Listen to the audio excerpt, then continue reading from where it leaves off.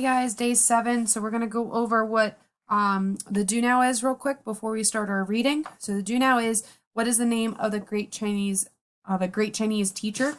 You should be able to write that down after our reading from yesterday, and then we'll go on to your reading for today. So what is the name of a great Chinese teacher? Today we're going to talk about ancient Africa. So we have a little reading here. I'll read through the quiz and then you guys will be done for the day. Okay.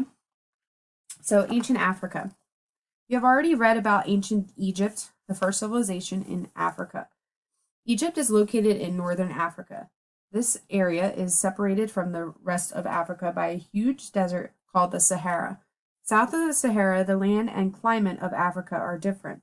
In some areas, there are thick rainforests. Elsewhere, there are grassy plains that remind some visitors of the Great Plains in the United States. Africa is the birthplace of humanity. Scientists have discovered that humankind first began in and evolved in Africa.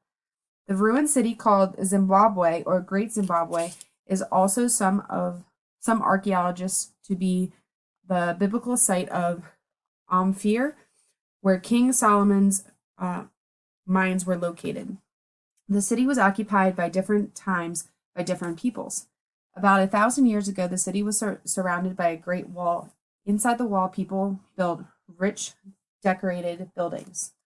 So this is your first checkpoint. Make sure you pause and write it down so that way you can go in later and answer the questions.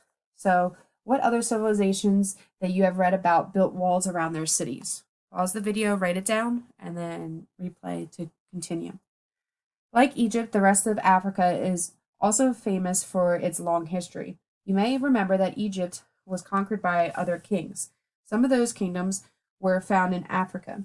In this chapter, you will read about some of those African kingdoms. Next page. Cave painters. Actually, here it is. Cave painters. Look at the map on this page. Land south of Sahara is called sub-Saharan Africa. The grasslands of Africa are called the savanna. Use the colored pencil to trace the borders of both Sahara and the savanna. So we're not going to do that, but we're going to look at this page and look at the Sahara and then look at the savanna and just take a peek at this map here. Okay. Thousands of years ago, the Sahara had a different climate. It rained often and plants, animals, and people lived there. Archaeologists know this because hundreds of cave paintings of these things have been found in the Sahara. The ancient kingdom of Kush.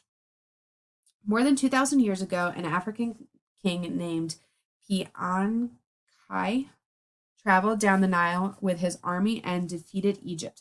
For hundreds of years after this, the kingdom of Kush was the most important civilization in Africa. Kush was located just south of Egypt. In fact, the people of Kush had learned a great deal from the Egyptians. For example, they learned how to write Egyptian hieroglyphics and how to build pyramids. But the pyramids of Kush were somewhat different. The capital of Kush was a beautiful city called Meroe. Once, a visitor to Meroe wrote that the people of Kush were good at making iron tools. But one thing amazed this visitor. The streets of the city were filled with elephants. The people of Kush used elephants for an important purpose. These animals carried iron tools and gold to faraway places. There, the people of Kush traded tools and gold for precious jewelry and rare glass. The people of Kush were some of the first traders. They traveled great distances on their elephants. The rise of Axum. Kush was surrounded by powerful neighbors. Kush was located south of Egypt. To the south of Kush was a land called Ethiopia. Axum was the most important city in Ethiopia.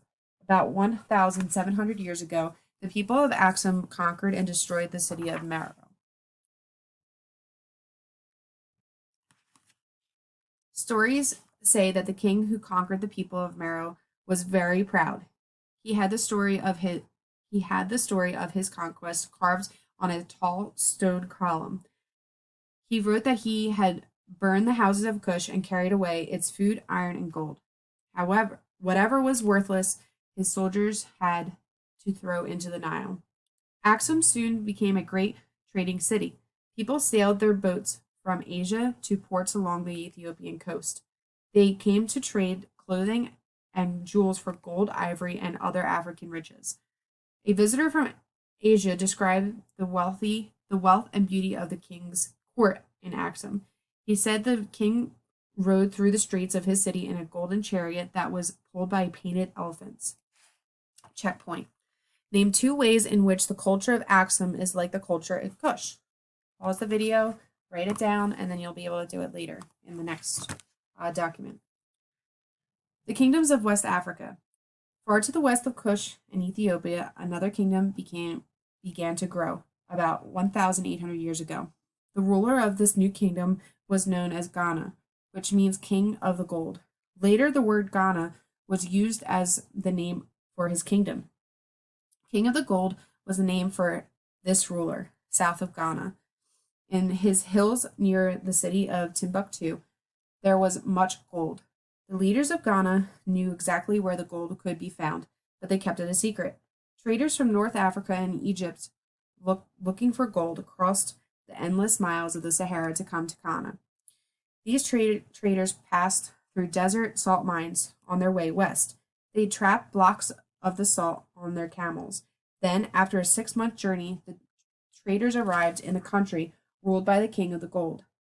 They traded large blocks of salt for gold. So they traded salt for gold. Interesting. This may seem like an unfair trade, but it wasn't. Salt is necessary for human life. It used to keep food from spoiling. The people of Ghana did not have salt, so they were willing to trade gold to get it. Ghana remained strong for almost 800 years. Then warriors from the north invaded Ghana and took over the gold trade. As you see, however, West African civilization would continue to grow. Next checkpoint. Why are resources such as gold important to growing civilizations in Ghana? So pause it, write it down, and then you'll go back and answer. The Empire of Mali. The warriors from the north who conquered Ghana came from the kingdom called Mali. Mali means where the king lives. A great ruler came to power in Mali over 700 years ago. Under this king, Mansa Musa, Mali became a center of learning as well as rich kingdom. In 1324, Mansa Musa set out to visit Egypt. He traveled in a caravan. A caravan is a group of people and animals that travel together. Out of the blowing sands of the Sahara, Mansa Musa appeared in Egypt with thousands of travelers from Mali. His camels were loaded down with hundreds of pounds of gold. While he was in Egypt, the king invited teachers to come to Timbuktu in Mali. Like Meroe and Axum, Timbuktu first became important as a trading city in Ghana. Under Mansa Musa, however, Timbuktu also turned into a city where learning was very important. People came to study history and law. As you have read, we know about many of these African kingdoms. Today, because travelers wrote about their visits, some of these kingdoms, such as Axum and Ghana, had no written language, but they developed interesting cultures based on the trade. And that is the end of the reading. Now, the one thing I did want to show you, some of you have not been turning in the checkpoints. So I'm just going to go in and I'm going to show you what your page might look like. So that way you know how to turn in those checkpoints. So every time I paused and talked about like a question, that was a checkpoint. So you need to make sure you're going in and doing them. So for example, this is chapter 7. So chapter 7, you're going to go into checkpoints. Make sure you click view assignment. For now, you're going to have to go into the actual assignment and copy and paste because I just figured out how to make copies for you so you didn't have to do this. So after spring break, you'll be able to know how to do that. So if you go in and copy, you go to add or create document. And then once you do that, it'll bring up a blank page. And you'll be able to paste the checkpoints into that document. There we go. So once you do that, you just answer the questions. This time you only have 3. So what are the other civilizations you have read about that built walls around their city? Name 2 ways in which culture in Axum was like the culture in Kush. And why are the resources such as gold important in growing civilizations like Ghana? So once you answer that, you push the turn in button. Okay. Now, if we go back to your quiz, I'll read the questions and then you'll be able to answer them later on. Okay. So we'll go to assessments. So make sure you're doing those checkpoints. Now we're going to go to the checkup and the Google form. Actually, mine does not allow it because I'm not technically a student. So if I go back to my teacher page, go to Checker Checkup, and here we go. All right. So number 1, archaeologists know that people lived in Sahara thousands of years ago because the desert is a good place to grow crops. Gold could be found there. Cave paintings have been found in the Sahara, or ancient cities have been found in the Sahara. This should be Sahara there. Remember, you can pause this if I'm going too quick. Okay. The people of Kush tamed elephants to 1, carry salt, carry tools and gold to faraway places, make iron tools, or build pyramids. Asian traders came to Axum to trade for clothes and elephants, ivory and gold, salt and pepper, or caravans. The people of Ghana traded gold for water, silver, ivory, or salt. In a caravan, people traveled together with cars, elephants, gold, or animals. Under Mansa Musa, the kingdom of Mali became a caravan, a center for learning, the capital city of Ethiopia, or a part of Egypt. And the last question, write about one way that ancient kingdoms in Africa are like the civilizations of Mesopotamia, China, and India. Write about one way in which they are different. So you're going to give me one way that Africa is like one of those other civilizations, and then you're going to give me one way that Africa is a little bit different than those civilizations. Okay. I do suggest you having a split screen. So you have the video over here, like I showed you before, and then your quiz over here, so that way you can listen to the quiz. Again, you can go back into the video if you do that, so that way you can read and you can listen to the reading again while you're taking your quiz. If you have any questions, make sure you comment on this video, and I will get back to you as soon as I see that comment.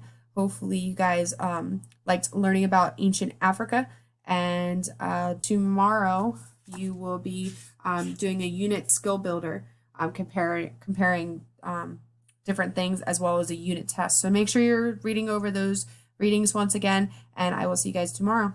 Bye.